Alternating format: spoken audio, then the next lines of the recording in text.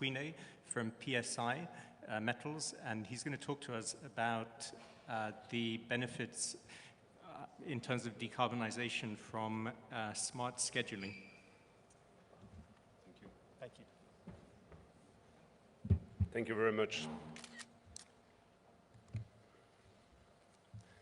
If 25 years ago, when I started my career, I thought I would present a picture of a forest in front of an industrial audience, I would have not believed it. This type of picture becomes common today. We already saw some of them this morning. So think a little bit about offsetting carbon production with trees. It's very easy, it's very quantifiable. You can capture that. 100 trees is capturing something like 1 ton of CO2. Now think about, and I'm asking you to make that exercise, how much trees do you need to plant, or how much square kilometers do you need to cover with a forest in order to offset the carbon emission that our aluminum industry is producing? It's massive. We're talking about 1 million square kilometers. 1 million square kilometers, this is bringing Germany, France, and UK surface all together. It would be nice to have this country brought together. It's huge, it's massive. The situation that we face in this industry is pretty interesting to solve. I'm Thomas Quinet, I'm coming from Belgium, I'm managing director of PSI Metals, and I'm very happy to discuss with you today about how a more interesting and a more smart scheduling or supply chain optimization can help the industry to solve its challenges. When you look at the World Economic Forum, you hear a message about decarbonization, and of course decarbonization goes with many ways, with many possibilities. Of course, with software, you cannot change your processes. With software, you can only touch certain area of the production. But what is interesting to hear from the World Economic Forum is that, roughly speaking, 15% of the global greenhouse gas emission in the world could be achieved, the reduction could be reduced by optimizing the existing assets, by making a better use of what's available today, making a better process, making better optimization. And that's, of course, the tiny bit that I would like to discuss about. Tiny, but not so tiny, 15%. At the horizon of 2050, when we heard already today that some companies want to be carbon neutral, 15% is already a nice step to take, and it's a step to take that doesn't require heavy capital investment. It's optimizing what is existing today. On top of that, optimizing that and reducing the emission of CO2 or other greenhouse gas has not only this green aspect and sustainable aspect, which I fully agree with you, Sasha, what you mentioned this morning, needs to be an inherent part of our communication. But it's also, and you also mentioned it, a cost saving. When you are going to have to pay higher taxes, when you will have a better loans facilities because you are low in carbon, you'll also see an impact on your bottom line. Before continuing to further thoughts, I have another question for you. What do you have in mind when you think about digitalization or digitization, whatever you like to say, and CO2 goals? Most of us, I must admit myself at the beginning as well, you always think, oh, digitalization is a very easy process, it's very easy to do in order to get some CO2 footprint reduction. It's every time you optimize something, you will have some gain in that area. Well, the world is not that simple. Very clearly, digitalization can support, but doesn't come always immediately. CO2 reduction is not a byproduct of digitalization. You have to think further in order to put in place your systems, your IT landscape that really contributes into this reduction of CO2 emission. Simple example. You produce 100,000 tons of aluminum. You put in place a new scheduling system, a new planning system that helps you to optimize the processes, and you get 10% more throughput. Yeah, great. You've been digitalizing, you've been increasing your throughput, that's great, but you've been also increasing your CO2 emission. Hence, you cannot only think about optimizing the usage, you have also to reduce the CO2 footprint through other means. And this is what I would like to discuss with you in the rest of this presentation, with a couple of use cases that I can show from our experience, from what we are doing on the market, and that I hope will fuel some ideas with you for the next sessions.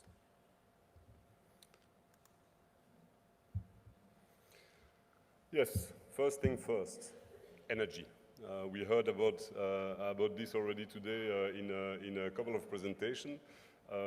Energy is, of course, the biggest reason why we pollute. The very, very heavy industry energy consumption, which is needed by the smelter in the industries, is massive. It's really massive as a need, and it's really something that probably is the first thing you need to look at if you want to reduce. And when you look at energy and the smelter process, of course, with software, you're not going to change the process. We are not going to change the way the smelter are functioning.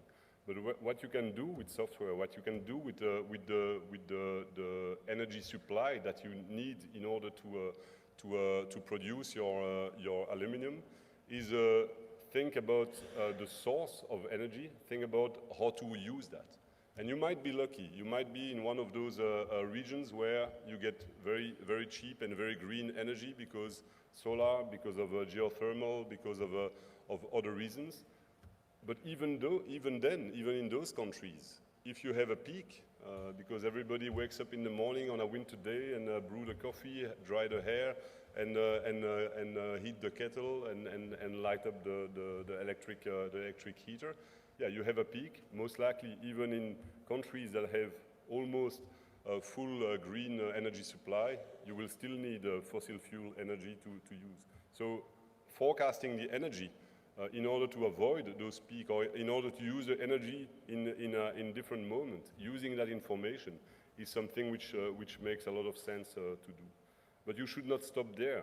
And to compare the situation with engineers designing their home and thinking about solar panel on the roof and some hot water generation on the roof as well. They will design their energy storage through hot water in the case of a house. They will design it thinking a little bit further. The industry should do the same. We have weather forecast. Weather forecast can be used. The electricity that you will have on a rainy, quiet winter day will not be the same as the electricity you will have on a sunny, windy summer day. Obviously, the availability of energy will differ, the price of energy will differ, and this is something that today, with the technology that software can bring to you, with the artificial intelligence engines that we have, we can really start to tackle. And I will come back later to that, also from a cross-industry perspective. Next use case or next area where you can also think about a very nice optimization or way to reduce greenhouse gas emission is the alloy calculation and scrap usage. We also know in this industry this process, this recipe you need to apply in order to tackle and in order to get to the final product quality you need in the process. And of course, we have models for that, and these models are running, and we are optimizing, and most of us are optimizing based on the qualities, based on the availability of material which we have, potentially based on the cost. It is very important to also factor in those recipe, the cost of CO2 emission, the cost of greenhouse gas emission, and try to think, how can we change this model in order to also capture that in the recipe so that this becomes an inherent part of the process, and we are able through that to not only look at a pure financial optimization, we are not only looking at a pure cost optimization, but we are also looking at other targets, other objectives that we want to reach. As an example, you have material on the ground, and you need to select which one you will pick to make your alloy, or to make the target chemistry you want to reach. Which one are you going to pick? You might decide some cherry picking. You might decide to avoid some material because they are used in also many other grades and you need to preserve them. That's all available. But what about putting in place some rules, some regulations, some KPIs that allows you to also look at the type of scrap or the type of alloy you have and take the less energy intensive one? Of course, try to favor the post-consumer scrap versus the pre-consumer scrap, or versus raw aluminum that you can use. And this you can factor into those process, so that not only the cost is cheaper, because if you're using raw aluminum will be more expensive, but also the greenhouse emission are less. You all know that producing with scrap is 95% less energy intensive than producing with the raw material. And so obviously that's also something you need to factor it, so that you can really optimize this energy usage or energy consumption in order to produce the aluminum. Of course, you will never get rid of the primary material. We will never have enough scrap to do it, but of course you can find a balance there so that you optimize this process. Predictive quality. That's also something which is fancy in those days where everybody talk about artificial intelligence and models of prediction. Yes, the industry has done a lot of progress in the last few years on that. I think many of you, many of us are working with this.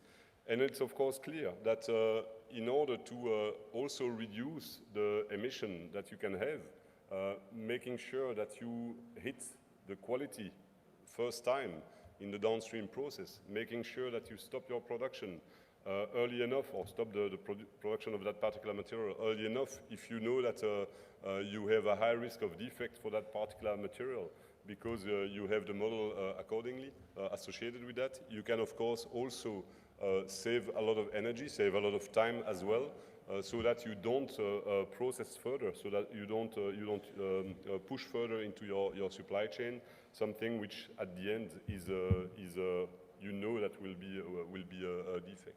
And that's also something that you can put in place, which will allow you not only to improve the way the first time right is happening. I think in the industry, roughly speaking, we produce 4 or 5% of defect. If you can reduce that, it's of course also a lot of energy saved, a lot of efficiency saved. But you can also then use that for root cause analysis. And once you have your data set in place that predicts that, you can really make detailed analysis that allows you to fix it at the source, which is also helping you later to have a better quality first time right rate, a better first time right rate, and hence also less emission associated with it. End-to-end transparency. A few years ago, when I was presenting or talking about supply chain and supply chain transparency, I would say before 2017-18, when this aspect of sustainability and greenhouse gas emission reduction came in, before that time, we were talking also about supply chain transparency, because we wanted to make sure to know where our material are, to know where they are going, where they're coming from, when they will be available for shipment, when they will reach the customer. Well, today, end-to-end transparency needs also to encompass carbon traceability. We heard it from also Sasha from your presentation this morning. The market, the industry starts to put certain constraint on doing business together. Yes, it might be later down the road that your customer will tell you, I'm only buying from you if I know exactly at a piece-wise level what is the CO2 emission. It might be that the governments are putting regulation that forces you to track that and to associate a kind of material passport with each material that you are producing. And so that's also very important to put in place what we call track and trace possibility into your IT landscape, in order to really follow the material along the route and be able to precisely know at every point of time what is the CO2 emission or emission in general associated with that material. You will need it, of course, for the market and for the customers. You might even ask a premium for that. You will need it also for the regulatory environment. But once you have that view for the different material that you are producing, you can also look into that a little bit more detail and start to find out quick wins, areas where you say, hey, in this process, I'm really having a high CO2 consumption or emission. What can I do on that? Can I improve that process? Can I really find a way? And again, all that, think back to save 15% of your emission, and 15% is quite a big step. To recap a little bit the what's in it for me, because I believe that nowadays most of us firmly believe that sustainability is not a side topic, that sustainability needs to be in what we do on a daily basis. But we are also managers, directors, shareholders of companies, and we want to make sure that the situation stays also balanced from a profit and loss approach. And what I would like to point out here is that, in my opinion, and to this I share what has been said earlier today, in my opinion, the fact to bring your industry more sustainable is not a nice to have, it's a must. We talk about energy reduction, we talked about contract optimization in energy, and think about that. I mentioned you can forecast the weather consumption and you can forecast this and that in order to better use the energy. Please let us also talk to other industries. We were already hearing that today. Let us talk with energy suppliers to have a global balance of energy cost and utilization depending on the needs of the different industries in a country, in a region, or in a municipality. I think there's a big savings to be there, but we need to look outside our borders. We need to look outside our own plants. Increase throughput. I think it's true that digitalization will help you to increase throughput, but with the caveat I mentioned, don't only look at that, you also need to reduce the CO2 in order to bring down the average CO2 consumption. P&L improvement, obviously, less carbon tax, better financing condition, price hike on the market because your customers are paying a premium. There's topics to be there. And of course, reaching our decarbonization targets. We like to make sure that the industry stays carbon neutral in a foreseeable future. So with this, I would like to close my presentation and thank you very much for the attention. As PSI Metals, we would be very happy to discuss further with you in the break, in the networking. Some of my colleagues are there. How software can help you in this target. With our software, with our own standard software, also with our consulting ability. The motto we are having in PSI Metals is that we deliver product solution today to keep the world running for the generations to come. And I firmly believe that working on that heavily as we are doing is a way that we together as an industry, we will be able to go down from this 4% of CO2 emission that the aluminum industry is responsible in the world down to 0. Thank you very much.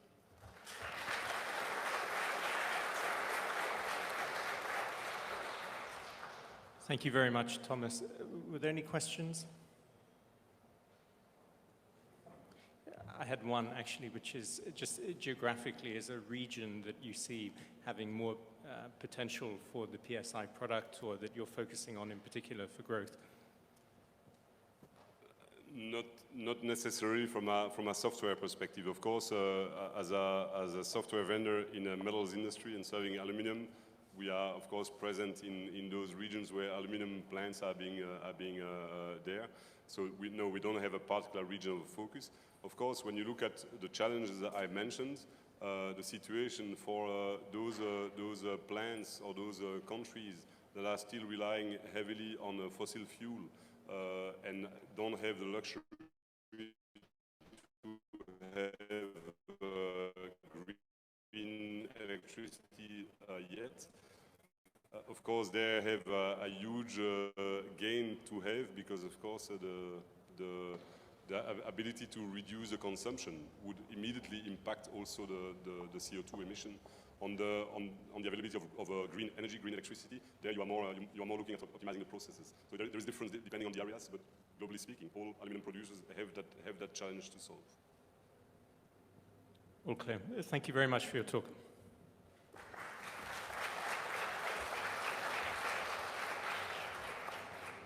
So that's the end of the 4 presentations that